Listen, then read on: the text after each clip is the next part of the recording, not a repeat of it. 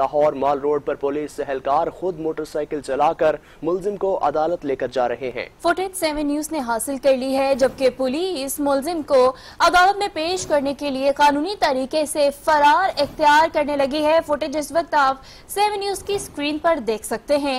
वसाइल की कमी है या स्टाइल का टशन, मुलजिमान को मोटरसाइकिल पर ले जाया जाने लगा।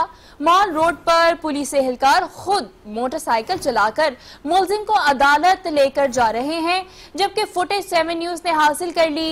पुलिस मुलजिम को अदालत में पेश करने के लिए कानूनी तरीके से फरार इख्तियार करने लगी है। पुलिस के नित नए स्टाइल आए रोज सामने आने लगे हैं। इसी पर बात करने के लिए नुमाइंदा 7 न्यूज मलिक मुश्ताक हमारे साथ मौजूद हैं। मलिक मुश्ताक, ये कोई पहला वाकया नहीं है, इस तरह के बहुत से वाकयात पहले भी रूनुमा हो चुके हैं, क्यों कोई एक्शन नहीं लिया जाता?